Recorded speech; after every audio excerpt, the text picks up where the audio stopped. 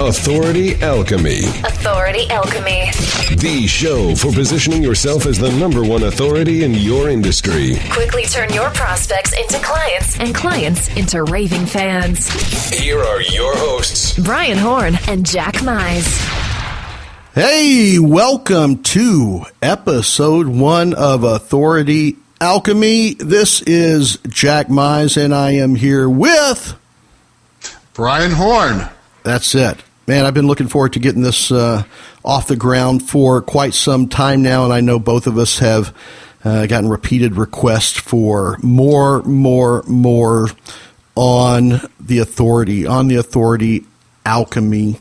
And I think, probably the appropriate thing to kick this off is explaining exactly what Authority Alchemy is. And I got to be honest with you, Brian, you're the guy that came up with that term, Authority Alchemy. And I like the way it sounds. Sometimes I would forget it. Let's see, what was it? Authority Alka-Seltzer? What was it? It was,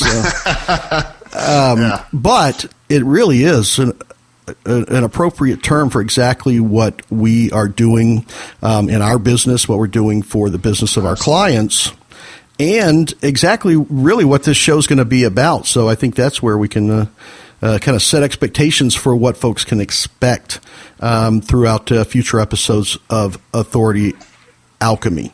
So, Brian, I guess a lot of folks that are already familiar with us know that both of us are in the business of creating authority, manufacturing reputation, celebrity for our clients in all different types of fields. So let's first start off with kind of debunking the whole myth of the authority and expert. The old school. And how many seminars have you been to or books have you read that say, to be the expert, all you have to do is just call yourself the expert? And absolutely. That's been around forever, where they would just say, nobody's going to call you the expert. You have to go out and claim it yourself. Just call yourself an expert and you've got it. And that's, I don't know, for years, that's what was taught. Yeah, I think that's one of the big problems in even marketing today is, you see online, look at me, I'm the expert. Don't you get kind of weird when somebody says, hey, I'm the expert, or even they put that title on their business cards or their website, so-and-so expert. It's almost gone from being a business principle to almost a little bit of cheese factor there. Absolutely. To calling yourself the expert. And so I think, we are going to hit this point hard to the point of being redundant. Authority and Authority Alchemy is not about calling yourself the expert. In fact, it's the opposite. You should never need to call yourself the expert. Authority Alchemy is about positioning yourself in the right way, doing the things that are required, doing the things that are necessary to have others that will call you the expert, to have your prospects, your customers call you the expert. But even above and beyond that, it's about getting credible third-party sources like national media all the way to your clients and prospects calling you the expert.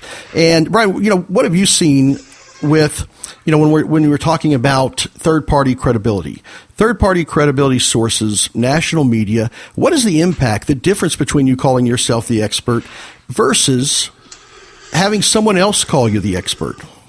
It goes back to just trust, because if you calling yourself something, you have an end goal in mind, and the person knows it. Like if I tell them I'm the SEO expert, they know it's because I want them to buy something from me.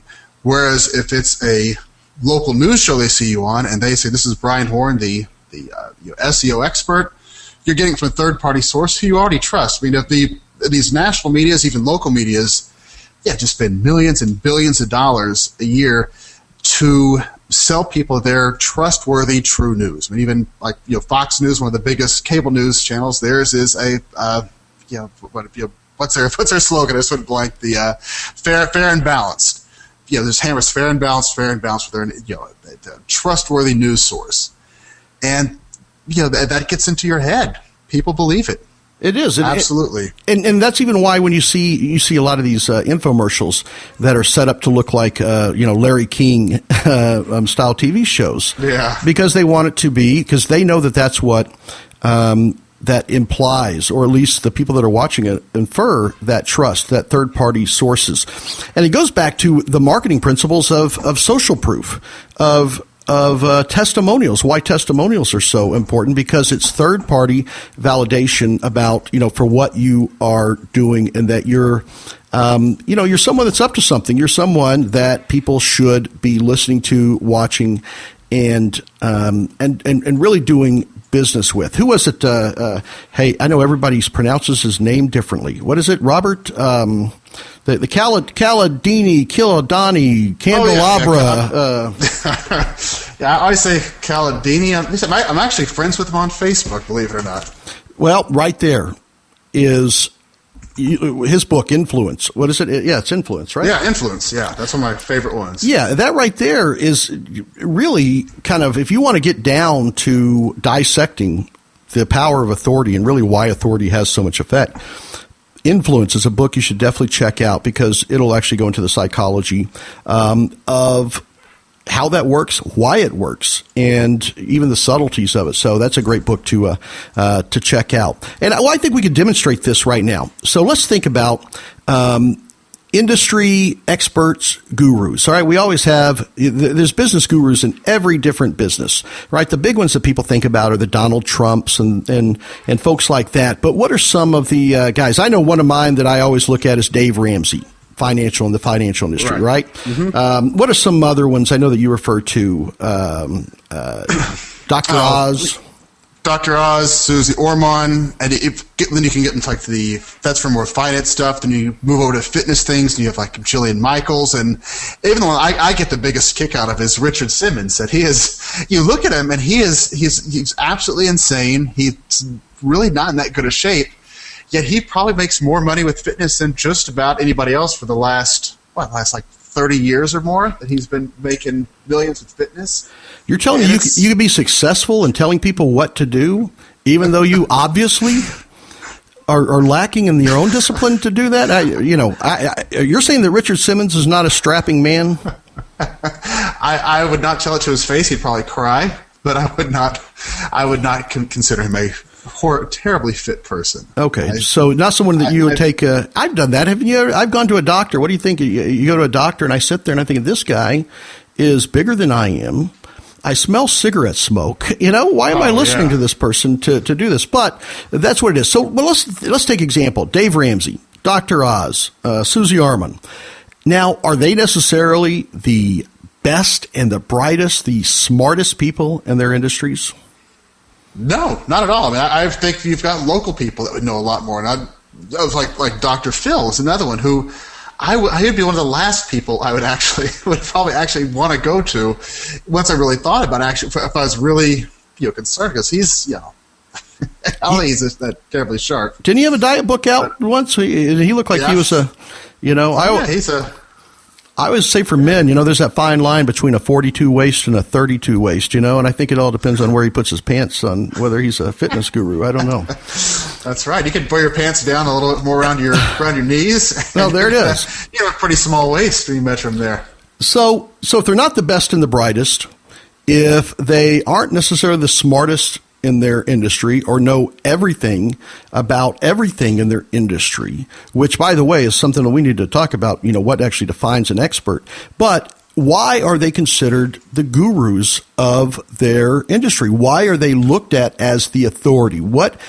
And this is a perfect example in that I don't believe I've ever heard Dave Ramsey call himself an expert. I don't think I've ever heard Dr. Oz or Susie Orman refer to themselves as an expert. Yet they're given that title. They're given that position of authority. And why? Because the media tells them they are. And when we say media, credible third-party sources. For instance, Dr. Oz and even Dr. Phil. Who's the person that just dump trucked authority onto those guys? Oh, yeah, Oprah. She's the queen of authority. And she can make or break anything. When her, back when she had her book club, she could just say, this is a good author. And, obscure, author's first book would go to bestseller status and would be instant millionaires. And so they have third party credibility. They have third party credibility of and even if it wasn't someone as huge as Oprah, just the fact that there were third parties. Think about even when a friend recommends you go to a doctor or you go to even try this restaurant. It's automatically got that authority. It's already at a higher status because a third party, there's social proof, there's testimonials of others that say that this is good, that this is something that you should be doing. Now, that's just part of it. Part of it is getting that third party. But the other thing that you notice is the Dave Ramsey's and the Dr. Oz's. Those folks have books, especially like Dave Ramsey, Susie Orman. Mm-hmm. They have products. They have books. They have CD collections. They have boot camps that you rarely hear about because they're not always on their radio show, on their TV show. They're not taking every opportunity to say, I'm the expert, buy my stuff. Because we all know there's a pretty big habit of folks out there that immediately, as soon as you see them, it's buy my stuff, buy my stuff. I think that comes from the days of when you only have 30 seconds on TV to make a commercial. You only have 15 seconds. It's, I got buy my stuff, buy my stuff. You never hear these folks saying buy my stuff. But one of the interesting things is you have a lot of people saying, how can I buy their stuff? I want more. I want to buy. And I always say, I hate selling, but I love making people want to buy. Why is it that people want to buy their stuff even though they aren't outwardly and blatantly say, I'm an expert, buy my stuff? Outside of the third-party credibility. Right, just because they are the advocates and they help people. That's exactly right. So that's one of the things that I'd really like to encourage folks to do.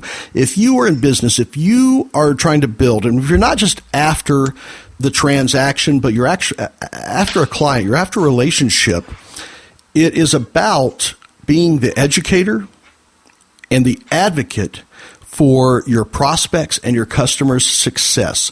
If you change your mindset, you think about that. And not say I'm here to sell my stuff or not say I'm an expert, but instead say I'm an educator and I'm an advocate for the success of my prospects and my customers, because that's exactly the position that the Dave Ramseys, the Dr. Oz's, the Susie Ormans put themselves into. They're educators and advocates. They show genuine concern for the success of their listeners, their prospects, their customers, and in turn, they don't have to call themselves the experts. Who calls them the experts? Right. The people that listen to them automatically give them that title of expert. And that right there is authority. That is authority alchemy. Think of it. What was the definition? I know we had the definition, the official definition of alchemy. What was that? The definition for alchemy was the power process of changing something common into something very special. Most people can think of it back in the Middle Ages when they were trying to transform common metals into gold. So that's similar to this. That's what we're doing with authority. We want to take regular people, find that something special in them, and bring it out and make them very special for this process of authority. And that's exactly it. I remember my mother when I was a kid. She used to tell me, Jack, you're special, just like everyone else. And that's the truth. So let's get down to the psychology. Probably the biggest obstacles with people thinking about positioning themselves into or putting themselves in that position of authority. One, there's a big obstacle, a big roadblock out there of folks saying or maybe thinking, you know what, I don't know really everything about my industry or what I do. I'm not really an expert. Now, how do we get past that roadblock? Because really, is there anyone that knows everything? I mean, we just talked about the Dave Ramseys. They don't know everything. An expert doesn't need to know everything about their industry or their specialty. All right. So I said that there's different types. It depends on what your end goal is. Because this is an example where Jack and I, for everybody that's listening, we're just got off of a marketer's cruise. Not the big one, it was a smaller one. But there's two people there that I met. One is that the guy that's hosting it, which does few $1 million a year off showing people job seekers how to use LinkedIn. There's also a woman there who wrote the most popular book on LinkedIn and is one of the most